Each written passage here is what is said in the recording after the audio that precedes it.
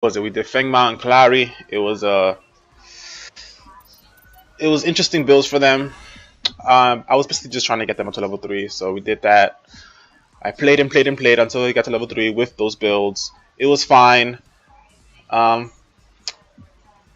much to say except they worked. They definitely weren't optimal builds, but you know that was kind of the whole point. But now we're gonna actually do an optimal build here with Murdock as an ADC, you know, a carry. And that is exactly what Murdock is. He is a carry, a very dangerous one at that. Okay, so what we have here is basically just a run-of-the-mill, or almost run-of-the-mill Murdock build. In this build, we focus on obviously power, we focus on attack speed, and we focus on crit chance. We have a little bit of lifesteal and a little bit of penetration there to supplement those 3 main stats. Okay, so I'm just gonna run right through the build here. We start off with bump juice and cast and double cast token just to ensure those last hits. Helping, you know, you gotta get that gold buff as well early on the right lane, dual lane, safe lane, whatever you want to call it. Yeah, just bump juice and cast. The reason why you go for bump juice aside over a health price because there's only a 5 health difference between the two, and this gives you all of it instantly. So you know, you could either get 90 health over 15 seconds, or you could just get 85 health instantly. You know, it's only 5 health. And 5 health, I mean, some people have survived on 5 health, but most of the time, it's not really going to make a difference. Next up, so, you know, you're in lane, and you're just farming away. You build up 6 points here, you get the Guardian's Ward. You, 6-point upgrade, fully upgraded, very simple. You need wards, especially if you're in the dual lane. Not because it's particularly dangerous, because this is a safe lane, but because you need to see those ganks coming before they happen so that you can actually play the safe lane properly. After that, you get a damage bump here with Wind Carver Blade. This is your next 6-point card. It's a huge upgrade here. You have 9 points worth of power and a little bit of attack speed. Right. After that, you get your 6-point attack speed card, and then after that you get your 6-point crit chance card. Right, that is your main. So that right there, at this point, you're dealing out a shit ton of damage already. Right. After that, depending on who you're fighting, if you're fighting a Greystone or somebody that is tanky like that, you know, maybe they're building a little bit of basic attack, you go for the 6-point Rust Breaker. If not, you go straight ahead into your Hunger Mole. It's going to be your first 12-point card, but obviously you're going to get that crit chance, that crit bonus, and you're going to get some lifesteal as well. I would have liked if they would have had a crit bonus card for penetration, but lifesteal is just as good.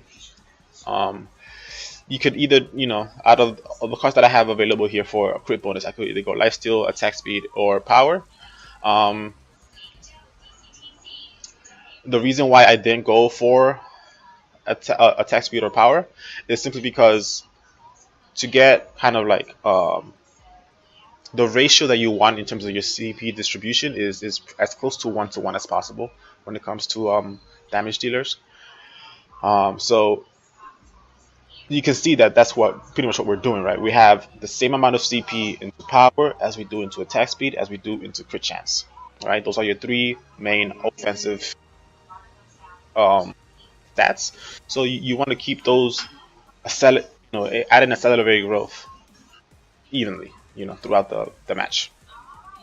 That way you can almost always really focus in on, you know, just be doing as much damage as you can, because that's your role. You are the advanced damage carry. Alright, it's what you do. That's pretty much the entire build.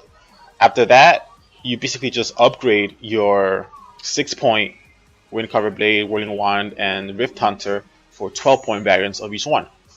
The final build of the deck is going to be 2 6-point cards in Guardian's Ward and Rustbreaker, 3 12-point cards. Oh no, 4 12-point cards. I'm sorry, 4 12-point cards in Spear, Whirling One, Wind Carver, and Hunger Maul.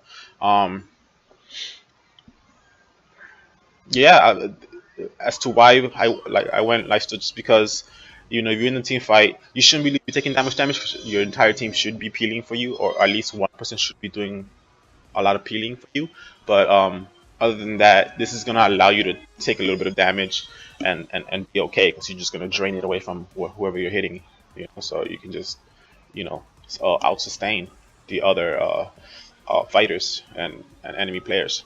So that's the entire build. It's just 12-point Hunger Maul, 12-point Wind Cover Blade, 12-point Whirling One, 12-point Spear, 6-point Rust Breaker, and 6-point Guardian Sword. You might say that little bit of PS that's gonna do nothing. Why don't you put that in one of your other main stats? Well, everybody has a little bit of innate basic defense, so you might as well just get rid of that, so that way you can actually always be doing your max damage. And that's exactly what these 16 points of penetration is gonna do. It's just going to 16 points of basic pen, just gonna be able to ignore people's natural defenses, as well as Greystones. You want to at least hurt his passive a little bit, because he is just a supremely tanky target. So that's pretty much it. You want to always, this is true for almost any build, just do a 1-to-1 ratio in terms of your main stats, right? And what we focused on with this Murdock is crit chance, power, and attack speed. What is it? Yeah, 12, 12, and 12. We have a total of 7 points in lifesteal, 4 points here with a little bit more power, and even more power here. So we have enough power to supplement everything else. And that's pretty much it. Yep. End game, you should be dealing in. You should be critting, because you look at here. This is 48% crit chance. So you should be critting every shot, if not every other shot, at the very least, for over 500 hit, over 500 crit chance, 500 damage on a crit, and 200 something on a regular shot. So you're gonna be hitting ridiculously hard, like every Murdock player hits hard, almost regardless of the build. But this one will allow you to kind of get your entire build online early, because 3 of your cards have 6-point variants, and 2 of them are just 6-point cards for the entirety of the game. So that's 5 6-point cards you could get early on, and then you only have to work on 1 12-point card, kind of like from scratch, So, but either that, but that's going to be there forever as well. So that's pretty much it. Keeping this video under 10 minutes. So that's the Murdock build. As you can see, I built a Kwang jungle and a crunchy tanky crunch. I don't know.